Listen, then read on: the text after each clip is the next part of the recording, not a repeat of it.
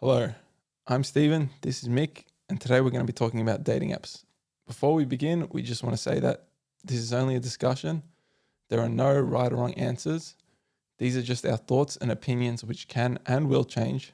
Neither of us are experts on anything. We are just two dudes talking. All right, I said that we're talking about dating apps today, but we're going to change it up a little bit because what we were going to do is develop a dating app, but we don't want to develop a dating app. We want to develop a relationship app. So bit of a bait and switch on the top there, but it's in the same ballpark. So yeah, like I was saying, our objective today is to come up with ideas. Okay, if we were to develop a relationship app, how would we go about it? We're going to stick to a high level overview of how we would do it. So we're not going to get into the nitty gritty of, okay, we'd set up a database, we'd filter people out like this, like the actual practical implementation of it. We're going to try and avoid that. Although if you like our idea and want some ideas about how to practically implement it, give us a call. But we'll try and avoid that for this discussion. This episode is actually kind of a continuation from the last episode we did on dating apps, where we were talking about the landscape of dating apps. So just a quick reminder, I've had a bit of experience with them. I've been using them for about 1 to 2 years. Mick has zero experience, and all that he knows about it is from that last episode and maybe a little bit from other friends he's got. So Mick, just before we begin, are there any takeaways from last episode that you just want to bring up? Yeah, I think the most interesting find. So I guess the two takeaways was there was sort of like a profiling kind of app where you spent more time in order to build up what your profile and look at others, and then there was these sort of carousel quick apps, which are like the Tinder ones, which are just quickly go through. So I think the difference was interesting, and I guess one of the things that I learned the most was probably just the digital mediation that those apps provide. So they have different levels of mediation, to the point of, I think you were explaining how Tinder basically you might like someone, but it doesn't mean that the message actually gets to them. It sort of sits in a queue, and you're hoping that they get to that through their queue themselves. So yeah, just the way in which the app mediates the connection between two people was quite interesting as well.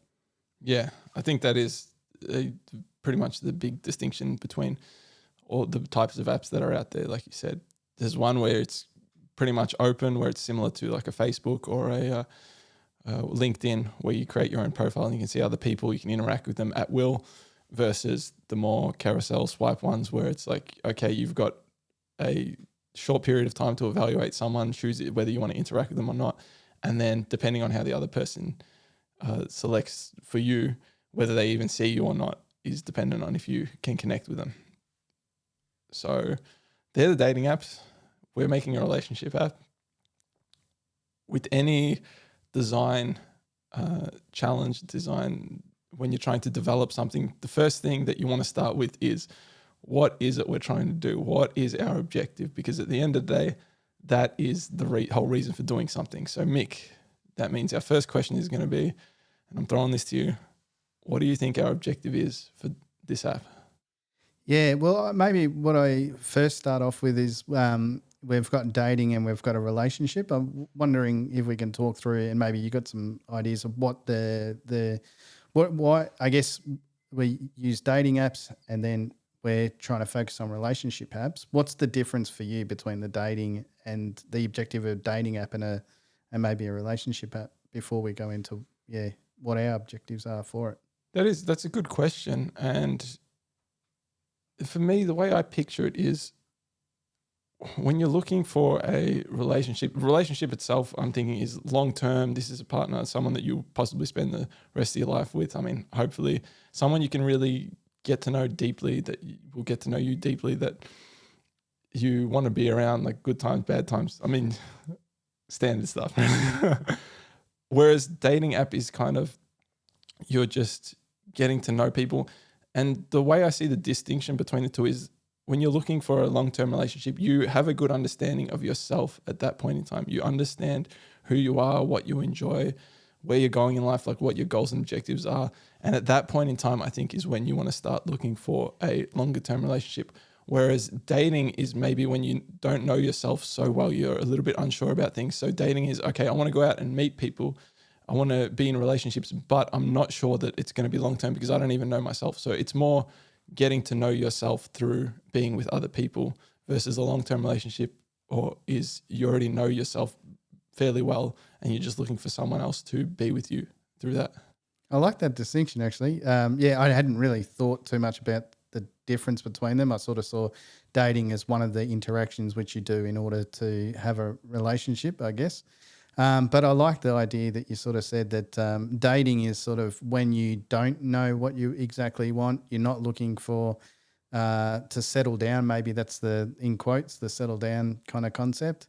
And so you're just wanting to maybe meet and explore different, find out different people and all the rest of it. Whereas a relationship app is, okay, I'm ready to sort of settle down with someone. I have roughly what I feel like I would like, and then basically you're trying to look for a partner. It's coincidental that you asked me that and I had that answer, because when I was thinking about what I wanted to say for this show, one of these suggestions I had at the end was, okay,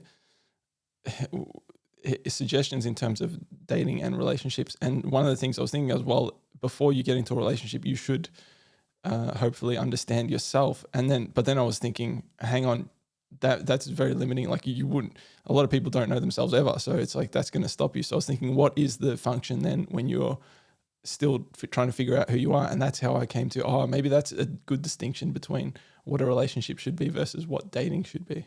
Yeah, I think it's a great extension.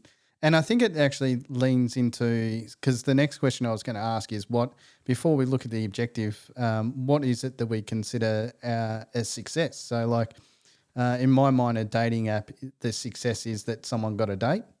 Whereas I guess this, and so they might come back to that service multiple times because the service in itself considers a date as being a successful, I guess, as dehumanizing as this is, a successful transaction.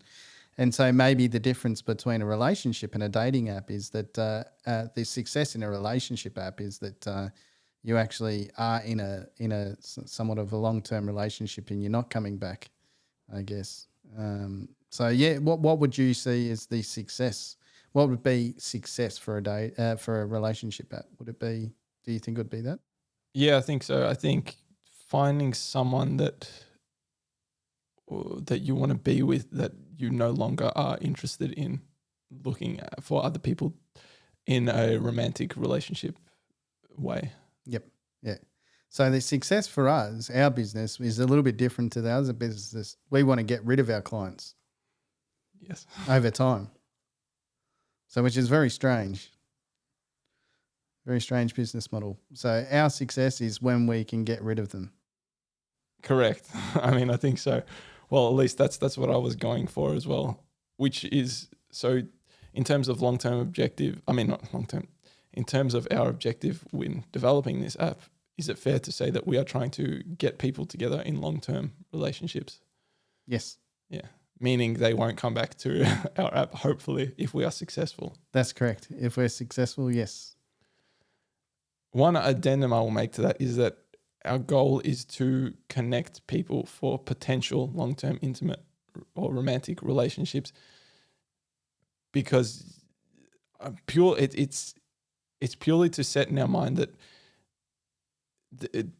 and to remind ourselves that people vary. Like just because two people connect doesn't necessarily mean it's going to work out. It's just the potential for it to work out, to increase the likelihood that they will result in a long-term relationship, not necessarily that every single match the first time they have to be perfect. They have to be the relationship right there. Yeah, I guess our job, well, our ideal objective is to get people in a long-term relationship and not come back to our service. I guess what we do is to basically provide opportunity. So the idea is that we don't know how a relationship is necessarily comes together, but we know that we've got ways in which we can provide opportunities for people to have a long-term relationship. So maybe it is that the function is to provide those opportunities. Yeah, I think so.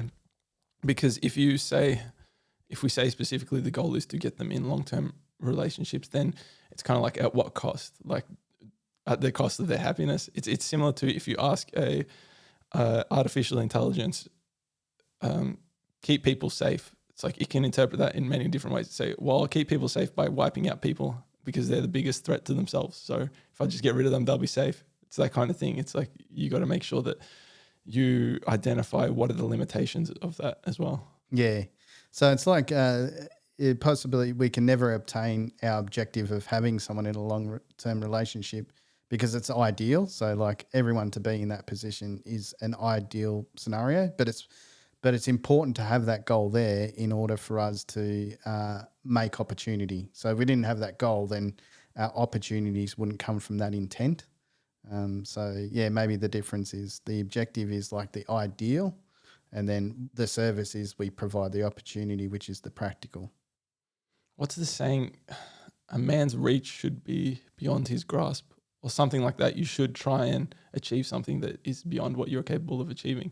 So I think that's kind of what we're getting at with this objective. Yeah, correct. I want to also say that in developing this, let's also say what our principles are, what type of values, how we are. If we were to, as a business, as a development of this application, what are the principles that we're building it based off? And I've got here the principles that we outlined in the Rebooting Society, because I think in general, as a set of principles just to live your life by, I think they were pretty good. Like that's how I try and live my life by. That's the set I've currently got that I always reflect on, and am I adhering to these principles whenever I'm doing something. So we had honesty, transparency, agency, accountability, and compassion. Maybe do we want to just do briefly a little bit about each one and how that may affect how we design? Yeah, I think that'd be good. Yeah. So I think honesty and transparency kind of go hand in hand, so we can talk about them a bit together. So transparency would be, okay, let our users know this is what we're doing with the app, this is what we're doing with their data, this is how it all works, instead of hiding or obfuscating stuff. And honesty is obviously, we talked about this a bit in the facts one, where it's like we are telling them what we believe inside. We're not, disconnecting the two there. How does that sound? That sounds good. Yeah, yeah. So, and I think honesty and transparency is important so that we don't obfuscate our goals. So basically, and also communicate our limitations. So that there's only so much as a dating a relationship service we can provide. And so not overselling ourselves to something that we can't do. I think that that's important to understand where we fit in people making relationships, and then being honest about where our limitations are and what we can actually provide.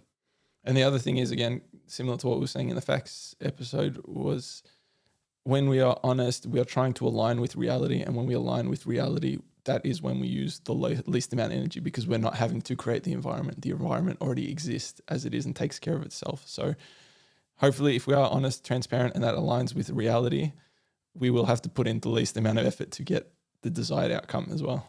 Yeah, and I think that's both on the working side, so the providing the service, but also for the clients themselves. So you can imagine if we offer something that we can't actually offer, if we sell ourselves beyond where we can sell, there's energy being lost because the client believes that we can provide them something we can't, and then there's energy lost on our side to manage the discrepancy. So because a client can't get what they want, we've got to manage it in some way. So it's a waste of energy on both sides. Whereas if we're in alignment, like you said, you're trying to align with reality. If you're in best alignment with the reality, the client's not sort of looking for something that you can't necessarily provide, and you're not wasting your time trying to convince them that you can. Agreed. All right, our next principle then is agency. So this is, again, that we each have a choice. We each have, what's another word for agency? Control over our lives, control on how we interact. And so this is, I guess, to me, in the context of designing a relationship app, would be that the user has full control over what they're doing, how they're interacting, how things are happening. Is that how you would see agency fitting into, say, the development of a relationship app? Yeah, I guess so. Agency is the level of control that individual has over what the app actually does. So part of that is obviously the information in which you can get access to, the information which you can provide, but also the way in which the service might determine matches, I guess, is another area. Accountability is our fourth one. That would be, again, you have the freedom to make your own decisions. That means you also have to deal with the consequences, whether that be good or bad. That's not to say, like, just when we say consequences, maybe we think it's always negative. It's not always negative. Sometimes, or not sometimes. I'd say about on average, it's 50-50. The consequences are going to be good or bad. Or actually, more likely, they're going to be good because you're going to act in a way that you would get a good outcome. So just the idea that however you're interacting with this application, say if you're being a nefarious actor, if you're trying to harm other people, you're gonna be held accountable for that. Versus if you interact with it in a good manner, in a deliberate manner, in a kind manner, in a compassionate manner, all these things, then you will be held accountable for that. Maybe you get helped out or something. Yeah, accountability also is just being responsible for what you've done. That's really what it comes down to. So, if your service has done something that wasn't intended to, and it sort of links in a little bit with the honesty and transparency, this as well. But if your service does something that it wasn't intended to do, don't try and fool yourself or others that didn't happen. You're much better off just going, this is actually what occurred. It wasn't intended to be this way, and this is the actions which we're going to try and do to rectify that. So I think responsibility is just it's about basically taking responsibility for your actions. Yeah, it's definitely one I would like to keep in mind when doing things. That okay, if you attempt to do something and it works out different to what you're expecting, you take responsibility for that. And so, yeah, as say the developer of this app, if you try and implement a feature to do something, but it ends up doing something completely unexpected or something harmful, then you take responsibility and go, okay, sorry, we made a mistake there, and then like genuinely try and fix up whatever that mistake is or be held accountable for it. I agree. And then the last one is compassion. And again, this goes both ways from the developer side, from the client side, is to just acknowledge that we're all flawed human beings. We make mistakes, hold people accountable again for their actions, but allow them to recover from it, allow them to come back. Like if you do something that others dislike or seems nefarious, if they learn from it, if they genuinely change, if they're genuinely repentant of it, allow them that chance to get back into society, culture, the group. Yeah. I think that's a mutual understanding that we're all fallible, and that having compassion is having empathy and understanding for when someone fails, and particularly when it's an unintended or the intent was correct, but it just didn't come off the right way. So having compassion's definitely important for us to just that again, I guess, leads to that loss of energy. If you're not compassionate, then you're going to have another emotion like frustration and anger. And where does it really get you in the long run if you can't sit there and understand why someone has done something and it didn't work out for them? So yeah, that acknowledgement that we're all fallible and just that's okay. We can move past that. And like you said, if you hold on to it, you're just spending more energy yourself. So, all right. That's kind of our intent with the app. So our objective is to get people into long-term relationships. Again, that's our intent, which we may not necessarily be able to achieve, but we're trying to facilitate that. So let's talk about, I know this is kind of the last thing. Well, for me, this is usually the last thing I consider when doing something, but the business model of how you would actually go about. If we were to build a relationship app, what kind of business model would we have? So one thing we realized in doing the previous episode was that the objective of the applications, or what they proclaim is their objective, is generally in conflict with the way that they actually work. So the objective is to connect people together, is to get them into these relationships. But in order for them to make money, they actually need to keep people apart so that they keep coming back to the service. So for us specifically, we want them to actually be in line. And our objective will result in less users. So yeah, thoughts about that, thoughts about keeping our objective aligned with our business model. Yeah, I think towards the end of the last episode, we sort of discussed an important point, I think, which was that I think that a relationship can be a relationship app can be a maintainable business model, but it can't be a perpetually growing business model. And so in the initial stages, there's obviously growth as you spread it out throughout the population. But then your app should almost stay in line with the size of the population. So if population was to go down, I would expect, if we're trying to achieve our goal, that you would see a less usage on the app. And if the population were to grow, then you'd see more usage. And if the population was to stay stable, then our app should stay stable after its initial period of that it gets to a particular size, which sort of meets the percentage of the population which we service. So I think the end objective for the business is to have a maintainable business model which grows in alignment with somewhat with the population. I want to reiterate and rephrase what you said there and see if you agree with this, because I'm making some assumptions here. Okay, assume population remains the same. We would reduce the number of users over time because there's no new users can come in. Say, obviously to begin with, it'll get to a certain point. There's a certain number of single people. But if we were to say that, okay, the ones that we connect last in that relationship, over time, it will always diminish, right? But obviously the population doesn't stay static. It either increases or decreases. If it increases, the rate of increase of population of people who are viable for this service also, you think about population, not everyone is actually in the situation where they are looking for a relationship. So it will increase at a rate. We want to also be connecting people, be getting people into relationships at a faster, if we're doing our job well, we should be getting people into relationships at a faster rate than you would expect population to be growing. Would you agree with that?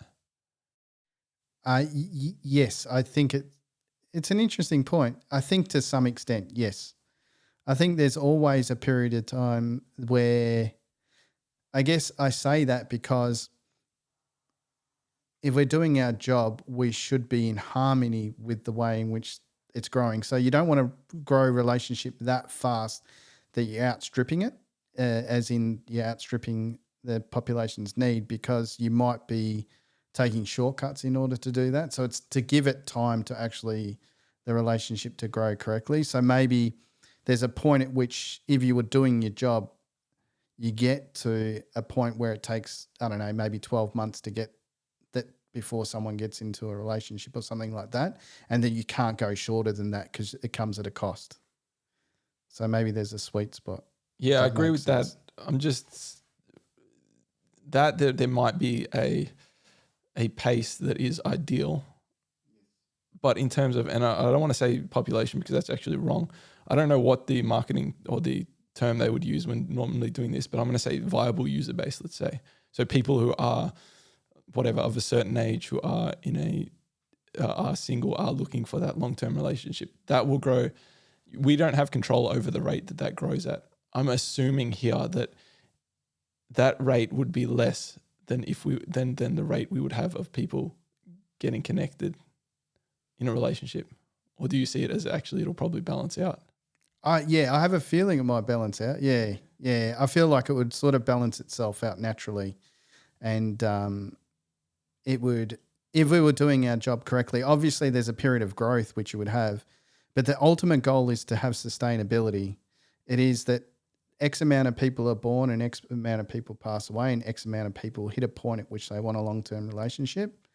So if you get to the system that becomes a bit of a stable state, I know that's a bit difficult to consider. But let's say the population becomes at a stable rate, which the same amount of people coming in are the same amount of people that pass away. And then that's the first stable rate, is the population is stable. And then the second stable rate, I think, is the rate at which you can find someone a long-term relationship. Now, in an initial period, if you're doing your job correctly, you probably would be able to speed up that process somewhat. But there's going to be a point at which of diminishing returns where you become stable in that ideal sweet spot as well. So that's why I think it will all balance out in the long run, because those two factors come to a point where your business is stable and it just fluctuates based on the population growth or decline. Yep. Now I'm with you. Now I'm in agreement with you that yes, initially it might be faster because you're starting it up, but eventually you'll find that steady state where it's like, okay, incoming is equal to outgoing, to make it very dehuman and abstract.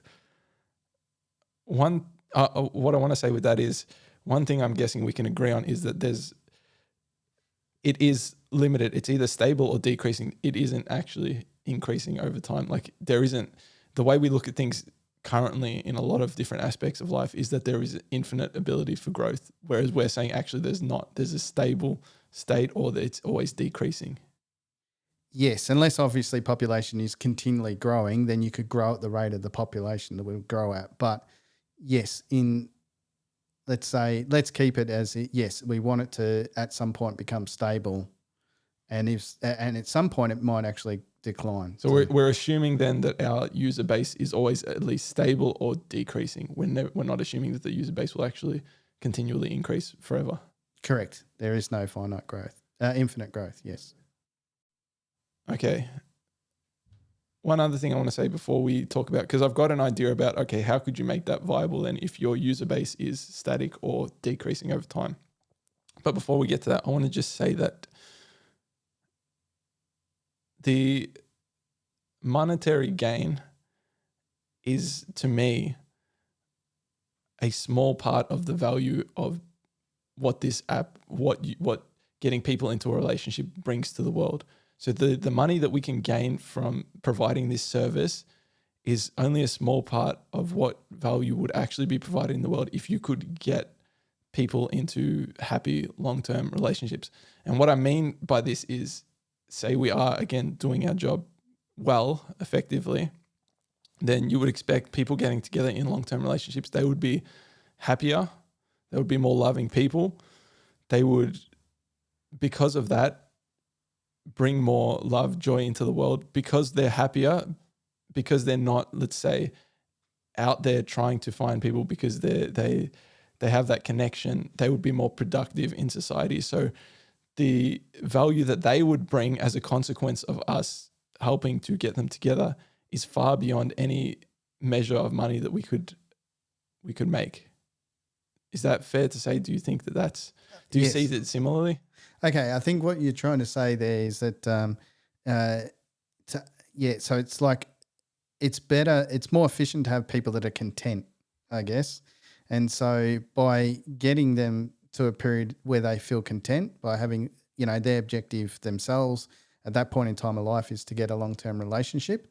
And when they get that long-term relationship, they feel content. And then a content person is one that's fulfilling their own, objectives or wants. And so they're going to be more productive because of being in that state of mind. And I guess on the flip side, I would say also that those that are employed to do the business, there's a level of content there as well, that they're contributing and helping out society as well. So money is a portion of the value of the business. And then if you see the business that people gain a lot of benefit from feeling content, feeling that they either contributing from the people that are working with the app to people that are filling a goal in life that are actually the users of the app. I would agree that, money isn't the overall objective. Yeah. Yeah, I specifically bring that up so that that perspective of, we often see things as what's the monetary value in this, whereas generally there's a lot of other values there that we're dismissing. Sometimes I would say, in my perspective, most times there's value far beyond the monetary value in it. But a lot of people, a lot of businesses just focus on that monetary aspect. Like they'll operate in such a way that they'll take shortcuts, they'll do manipulative things to squeeze money out of people, where it's like you're missing the bigger picture of you operating in such a way is actually more detrimental to society, to culture as a whole. Even though you may accrue a little bit more money out of it, in terms of overall value that you could gain, you've just reduced that a lot. Yeah, I think this is a problem we've seen with a lot of businesses at the moment, is that it feels that the goal for a business, it's not enough to do what we want to do in this app, is that to have a sustainable, viable business that doesn't necessarily grow anymore. So all businesses, I think, at all points in time, they're looking for opportunities of growth. And is that really what the businesses always want? That seems to be that they're adhering to the financial system where growth is rewarded. But there's a whole lot of other rewards from not growing that actually, just maintaining. I don't think you see that often. I'd like to build a business that it maintains. It just maintains what it can do. It doesn't grow or it doesn't decline. So it's unusual. Yeah, I like that approach as well. Speaking of that then, Mick, have you got any ideas? I mean, I've got some here, but have you got any ideas of how we can meet our objective of connecting people in a long-term relationship whilst also being sustainable in terms of monetary and on the money side? Yeah, the $1 million question, talking about money. I guess the first thing I'd like to maybe talk through, which is to me the key component of what these apps provide, is it becomes a digital mediator. So I think it would be good to think about what our app provides is a digital mediator between two people. I'm assuming we just keep it to two people that want to have a long-term relationship. And I guess what we need to do is to build up a mediator that adheres to those principles that we had before, that tries to provide them with opportunities for long-term relationships. So I think one of those principles that we had before was what was it? Autonomy or agency. So I think that's probably one of the first points I'll probably start to talk about is, okay, I've got a digital mediator. What kind of agency do I have over that mediator in order to set it up so that it provides, from the business sense, provides the best opportunity, and from the user's sense, provides the greatest flexibility to hopefully meet their needs. And I was kind of thinking about the two extremes that we had with the dating apps. One of them is profile. So I'm going back to dating apps here. One is profile and one is the carousel. And to me, what I thought about is some people like to really have a description around what they want as a relationship, and other people are a little bit more flippant, as in so like to throw caution to the wind. And I think if I think about that digital mediator, for me, that would what we would want to do is to cover that spectrum. So how do you have a relationship app that has spontaneity, mystery and surprise, that fills those people that are like a little bit more, maybe, I don't know if these are the right words, but risk and excitement and all the rest of it, and then fill the gap for those people that aren't quite comfortable to go down that path and want to be a little bit more prescriptive about who they meet and how they meet them. And so maybe we can start the discussion around that area. Yeah, I mean, you jump past what I was trying to get at with that, which was like, how do we set up a viable business model that is has a declining user base, but is still like sustainable in terms of as a service. But that's all right. So we can go straight into then, I guess, the functionality, how the app would work.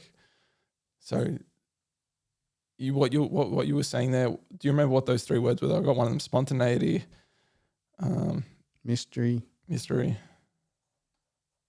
And I forget what the last one would have been. But what I'm guessing your idea is that you've picked out in reality, when people are connecting in reality, there's certain aspects of that initial interaction that you're like, okay, we want to digitize this some way. We want to make this parallelized in a digital space. Is that kind of where you're going with at, or how you're approaching designing the application? Yeah, I guess I am. I'm looking at the tool, which is a digital tool, and how to, or technology, how to represent that, and then I'm looking at what people would normally socially do. So, and then I'm trying to go, okay, well, this is what they do sort of generally in a social situation. How can I leverage what they do there and place it on a digital platform that provides close to that same experience, I guess. Yeah, and just a quick note about like designing things. Me and you have both worked on projects where we've had to, someone's come to us with a problem and we've had a set of technology that we could utilize to solve this problem. And I mean, you can attest to how you approach this, but for me, it's like, okay, what's your problem? Highlight the key points that you're trying to, the key things you're trying to teach, and then let's see what the technology that we have can do that will help to I don't know, to highlight whatever it is you're trying to get across. So, for example, if you want to teach someone how to drive a car, but all you have is a screen, it's like, okay, well, you're limited. You can't get them to physically interact with it the way they would a car. So what can you simulate that is as close to doing it in reality using the technology that we have? I don't know where I was going with that, but yeah, just that idea that, okay, we have an idea about how it would work in reality, how we think it's ideal to work when we're when we're communicating with people in the real world. What parts of that can we map onto a digital space that will work out?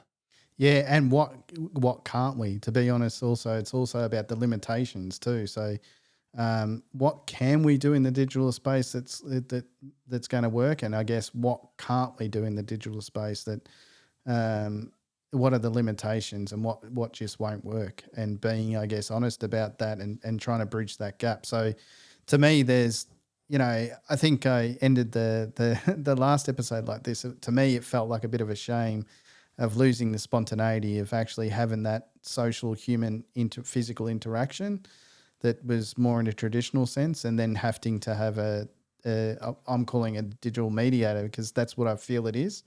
And so to me, there was a loss there, but I know why there's a loss there, and I know why people would go to the digital stuff, and there is some advantage there, but just understanding that it's very difficult to replicate what is real. And so what are the benefits that we can provide, and what are the limitations and things that we can't? So in order to design that, then we kind of have to look at, okay, what is important when communicating or when meeting people in reality. So for me, the way I'm picturing it is the at some point you have to actually talk to this person. Like, it's a relationship app. What we want to do though is we want to be everything before that point of you're talking to them now, you interact with them, you're doing stuff with them. What is it before that point? And I've got a few things here that we're trying to get across. So if you think about it in a real world context, you go to a club. You do, I don't, but yeah, some other people do. You go to a club, and then what is it that prompts you to interact with someone? Well, first, I mean, a big part of it is, even though people might say that it isn't, is you look at them, okay, am I physically attracted to this person? Is this person attractive to me? So that's part of it. And then you look at, okay, how are they interacting with the people around them? So the way I picture it, it's kind of like you're in a library looking at books. How do you know which book you want to pick up and read? So people say that don't judge a book by its cover. I say that's ridiculous. That's the reason we have covers on books, is to get a bit of an idea. Don't fully judge a book by its cover, because obviously it can be completely different inside. But the idea of a cover is to get a bit of an understanding of what that book is, who that person is. So in the book analogy, you've got a cover and you've got a blurb. So the cover gives you a bit of an idea about, okay, where they come from, what the story is, and then the blurb is a bit of an idea about who they are. So for me, I think that our application should be, okay, we're trying to communicate those things to someone. This is a bit of an idea about who someone is. Do you want to interact? Do you want to read that story? Yeah, a lot of things went through my mind then, actually, as you spoke. So yes, I used to go to clubs. I'm a bit old now to go in a club, but I think for me, if I go back to when I was younger and how these interactions would occur, I don't think I actually ever intentionally went out to go find someone. That was the interesting point. So, you might go to a club and coincidentally a set of circumstances leads you to talking to someone. And then as you start to talk to someone, you might begin to build a attraction for them at that point in time. And to me, it's the interaction which is important. So you can't really, I think that's difficult to get from an image. And it made me think about whether these apps do videos to present people. I'm sure some of them do, but what form of interaction? Maybe that's where you can provide some options of like what form of interaction or engagement are you interested to see about this person? Because that's, I think, where the attraction comes from. You can see someone that might be physically beautiful, then you meet them, and then they're a pain to you, and then you're like, oh, they look so good in the image, and then now you just hate every time you see them. And it's not, their image didn't change. It was your interactions with them made you change your perspective about them. And so I think if I think about what's important, it's the interaction. So that could possibly be by video, that could be just even by chat. If I remember when I first started using the internet, sort of mid-90s, it was text-based chat. Actually, it was before the internet with bulletin boards and all the rest of it. It was text-based chat. And some of these people I didn't meet for like 6 months, and then I'd meet them. But what was interesting is we actually had a bond before that point because we believed in the same kind of ideas, I guess, and we shared certain thoughts and all the rest of it through text. So when I met them, it was kind of like I already somewhat knew the person, and so it wasn't like a surprise to me, like I couldn't get along with them, I guess, or etc. But I can imagine if I did that from a photo, that would be a very different proposition. Here's a photo of someone, here's their profile. I read that. There's an expectation set by me, never interacted with the person. I go there, I interact with them. My perception of what they look like on paper is completely in conflict about how I feel with interacting with them. And so the expectation's broken, I guess. Interacting is definitely the ideal thing to do.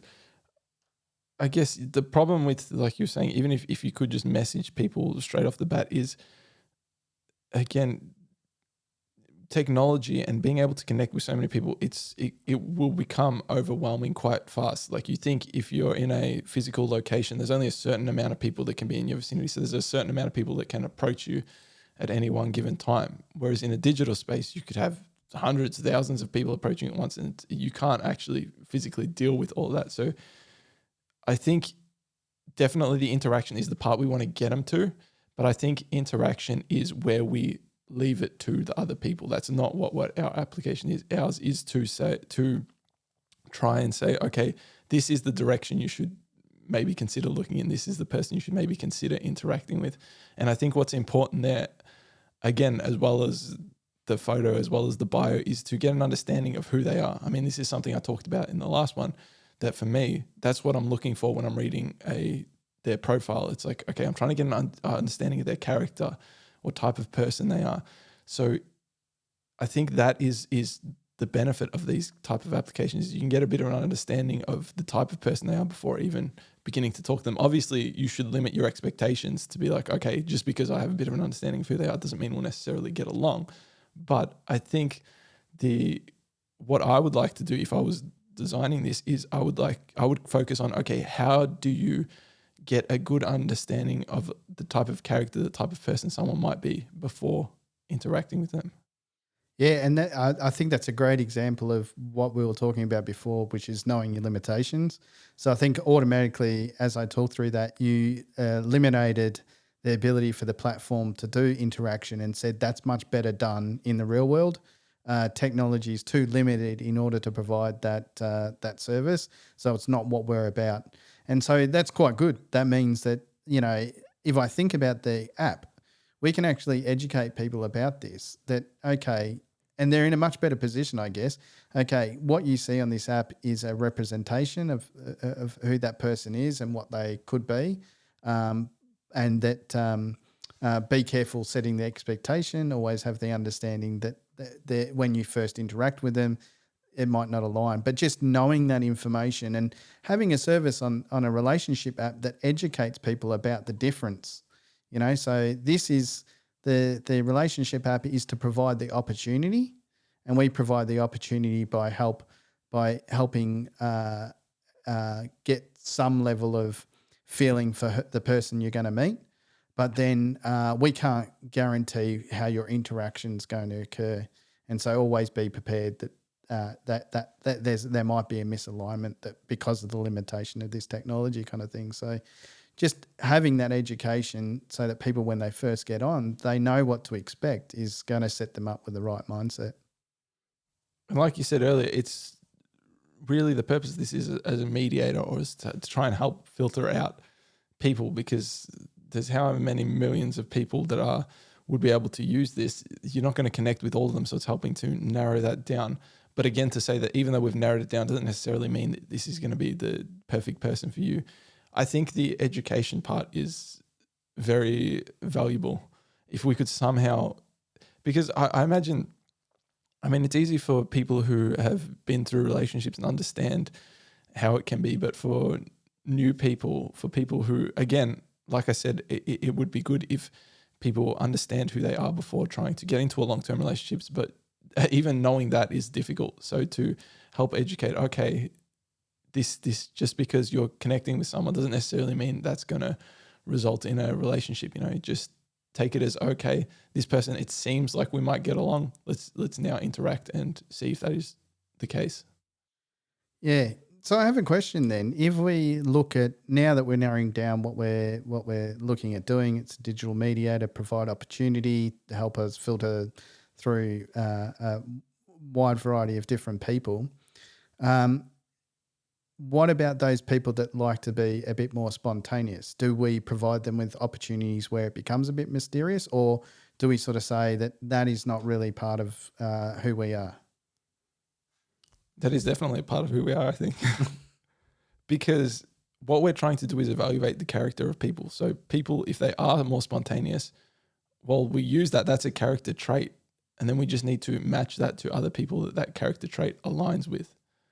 So the two, whether you're spontaneous or whether you're, what would be the opposite of that? Non-spontaneous. Take the easy option. I like that. Whether you're, reserved, I guess, spontaneous or reserved, it doesn't matter. They're both character traits, and we're working at it from a character trait level, not from a specific implementation of a character trait. Okay, then the question comes with how much information you provide different people, because someone that wants to be more spontaneous might not want to narrow down and filter out the person. They might want to have a spontaneous interaction that we somehow provide. Now, I haven't thought through how you do this, but I guess, do we want to cater for those people that want to be spontaneous and don't want as much control or over? This is sort of that back to that, not autonomy, you used another word. Agency. So, that comes back to the agency. Some people want a lot of agency over who they get to meet. Other people might just want it to be almost like you kind of choose for them, and they'll go and see what happens. So have we got a range here we cater towards? Yeah, it's interesting. I'm wondering if there is a way that you could notify, say if you are a spontaneous person and you want to interact with someone, if you could notify the other person and be like, okay, this person wanted to connect with you at random versus this other person wanted to connect with you because they saw like your character and they felt like they wanted to make a connection there. Yeah, I think that'd be cool. I was thinking about different ways you could do this. So, like, let's say I want to meet someone randomly and I'm going to this concert, or, it's been quite clear about it. I'm going to this concert, just wondering if anyone else is going to that concert. And basically it's a random connection where they don't really get to see any information almost, or very little information. And so just then that sets up an opportunity where people might not be as comfortable, but it does set up more of an opportunity where it becomes aligned to that sort of reality situation I was saying before, where, you don't really know, out of circumstance, you meet someone which you're attracted to because of the interaction you had. So by not having any information prior, that means that you don't have an expectation of who this person is. The only expectation you have is they're going to the same place to you. And so, okay, they must be interested in, and that was a little bit like you said prior, they must be interested in this singer or this band or whatever. So that's what we have in common, and that's it. And then you go there and you sort of have a spontaneous interaction.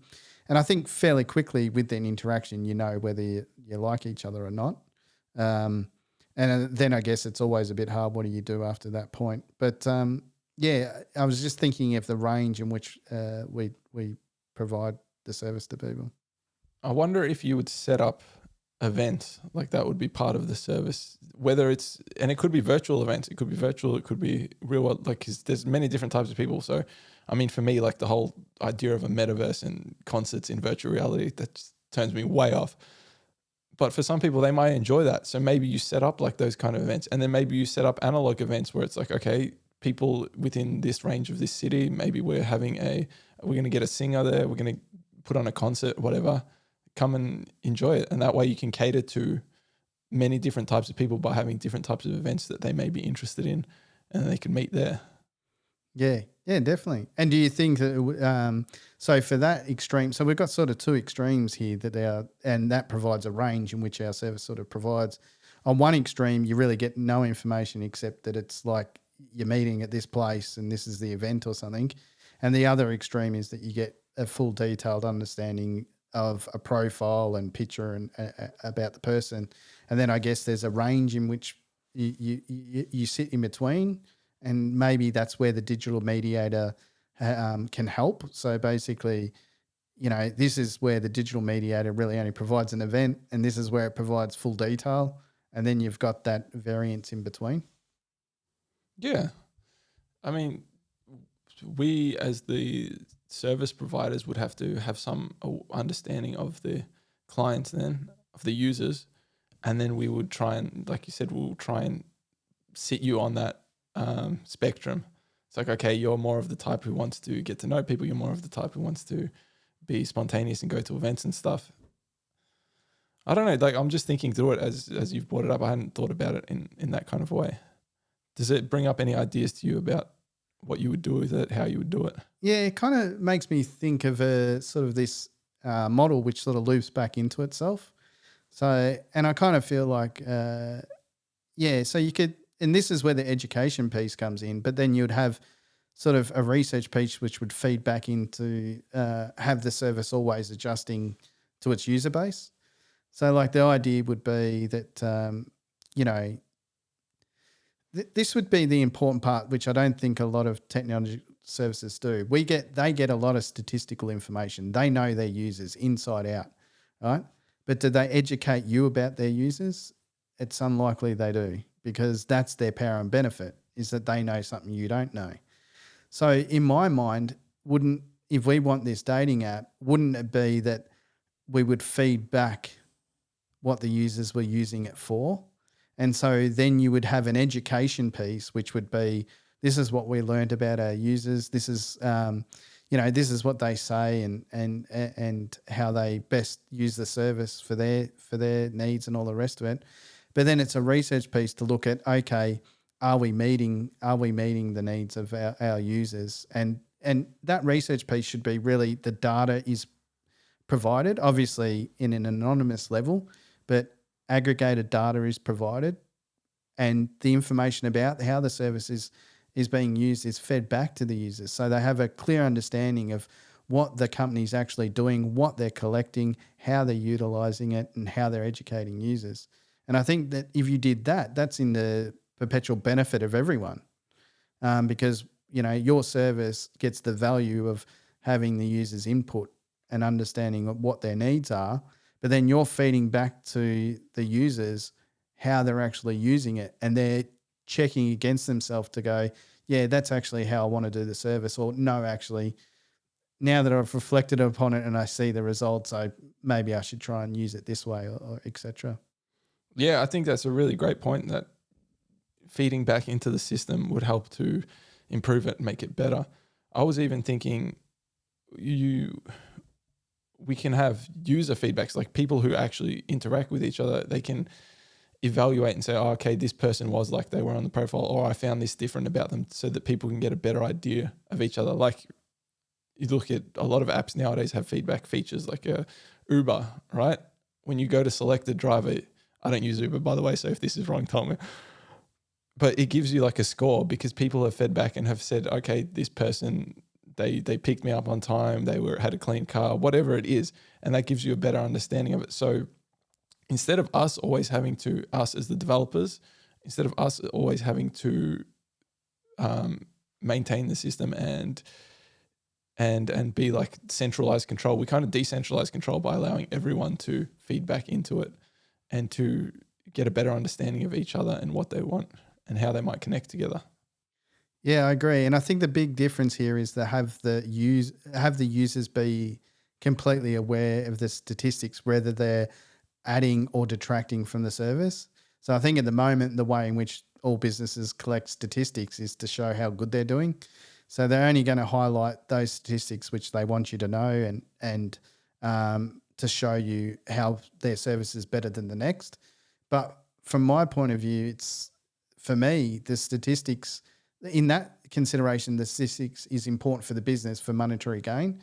But to me, the statistics is important for self-regulation. So like, you can't always see outside yourself, but if you can monitor yourself through external statistics, and I'm being general here, but if you can get that feedback loop, that actually helps the user. And that's really what we're after doing.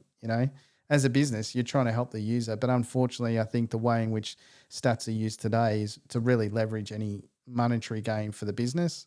And it really is never really used to educate the users. Yeah. I agree. And it aligns highly with our principles then, because you're being honest and transparent because you're feeding back to the user.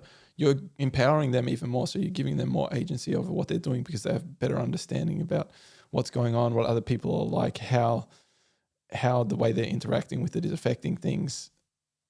There's accountability there as well, because if we're getting the feedback from someone, like if someone acts poorly, then other people are going to see it. So they're going to be held accountable for that. And then, the compassion piece just comes down to individuals, I think, then that you got to recognize that, Yeah, but compassion can come down to we understand why the business made a certain decision. So like, like I think about, and I don't agree with social media platforming and banning and all the rest of it, I guess. But we don't really have insight to why they ban it. So if we had statistics and insight to why these, like Facebook is banning accounts or why certain places are banning accounts, then at least we can have compassion or understanding about the steps in which they took. So to me, when you don't make that transparent, then the person's relies on themselves to make an assumption, and that assumption might be incorrect. So statistics can be, although it might not seem valuable to you as a business, if you think about it, it helps others understand the decisions that you have made, and then it can be quite challenging. So like there's not an ideal answer. So if you don't provide them with statistics and go, oh, look how grey this area is, and that really isn't a very good solution, that's why we keep sort of moving around in it, then people don't get that understanding. They think, oh, well, why don't you just do it this way? It would solve it all. They're not getting the full information. Yeah, it's a better alignment with reality, as we were talking about before, by giving them that information, that feedback. It's like, well, this is what happened. We ran the simulation. This is the results we got. So now it's up to you. How do I take that information and implement it? Because it's up to each of us to make our own decisions at the end of the day. That's where the agency comes in. And the only way to make good decisions, no matter what it is in life, is to have the most amount of information about it as possible, to have the most accurate information as possible. So yeah, it's really helping to empower people. Definitely. I don't know how we make an app out of that. I don't know that we talked practically about how you could do this too much, but I hope it gives a bit of an idea about how the complexity of such a thing, and helps people maybe think a little bit deeper about how we interact with one another, and how we go about formulating relationships. How because it was a little bit haphazard and all over the place there, and we were throwing out ideas. Do you have a good way to summarize this that you would think, okay, these are the key points I would want to hit if I am making a relationship app? Yeah, okay. So if I think about what we've talked about, there's probably a few key components which are central to our service. I'm gonna say service because app it could be on the web, it could be wherever. So I'm just gonna say service.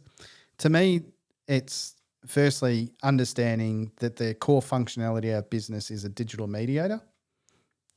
So understanding, and we talked a little bit about that, which is, having this ability for the digital media to give those people that are a bit more risky or want mystery to have their needs met in mediating just an event, or those that really want all the details and to get a bit of an expectation about who they're going to meet before they meet them, and the mediator giving all that information. So I think that is central, that digital mediator and covering that spectrum.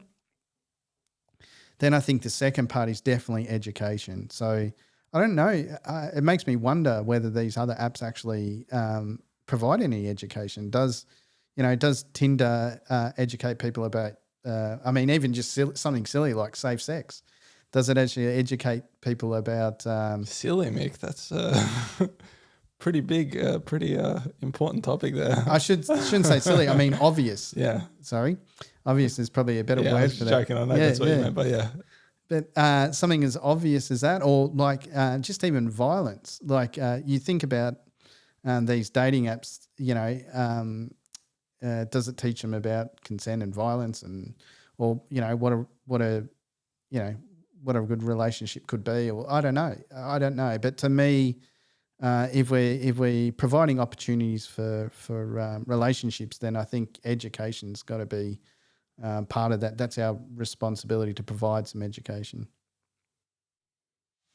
If I was to kind of summarize and be a bit more practical, if you were going to implement this, if you were actually going to design it, what I would say and what I would do is to focus on how you communicate the character of someone in an application like this. How do you get the kind of person that they are? That's where my main focus would be. Like you just said, it's about providing people opportunities to meet, not necessarily that it's always going to work out.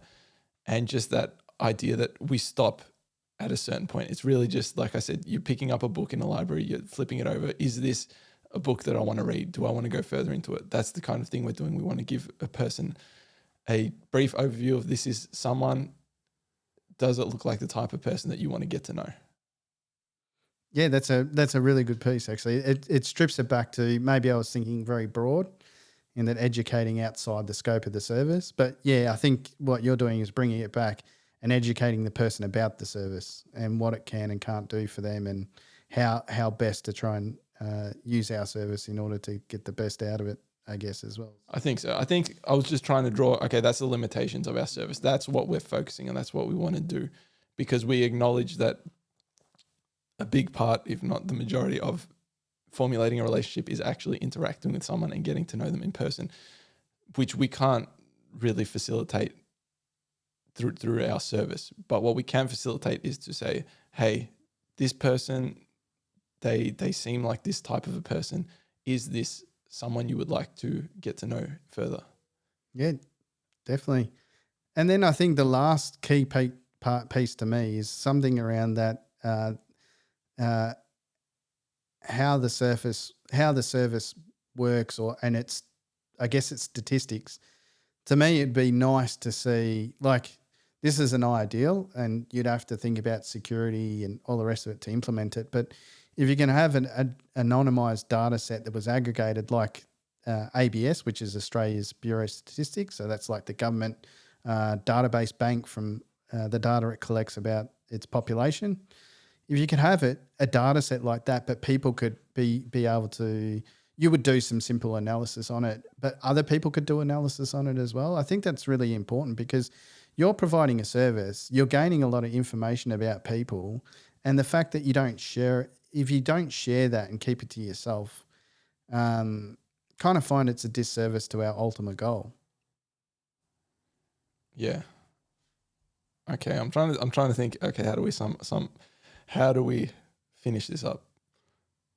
One thing I just want to go back to and highlight is that the main issue that I think I have with a lot of the dating apps that are currently out there is that their objective is not aligned with how they make their money.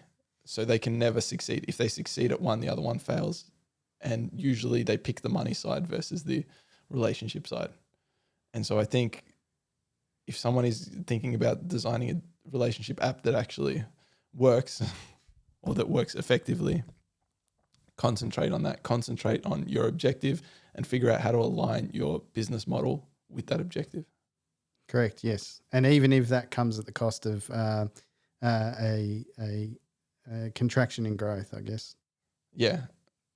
But with that, again, recognize that there is value far beyond money in following such an endeavor. Meek, is there anything else you want to say about dating apps? No, in our case, relationship apps. Relationship apps. No, that's all right. It's been very insightful, first understanding what one is and then trying to create one. But yeah, no, it's been fun. Yeah, I think so. I enjoyed it, and hope everyone else out there did as well. All right. Finally, Mick. Finally, I got to pick a Meatloaf song. I was holding out. I was like, I got to find a good topic that matches one of the songs perfectly. So my supplemental song suggestion for today, I went with something a little less known by Meatloaf just to prove that I actually listen to him and I'm not just following the hits. So the song that I'm suggesting is Meatloaf's Dead Ringer for Love, and that's featuring Cher. And then the quote that I'm going to say, I think the original context that this quote was said, it has nothing to do with relationships, but I'm going to say it because you can kind of align it with relationships. So the quote is, "The brain thinks, but the heart knows." And that's by Dispenza. So thanks for joining us for this discussion. I would love to hear your thoughts and feedback about what we just talked about. As always, be well.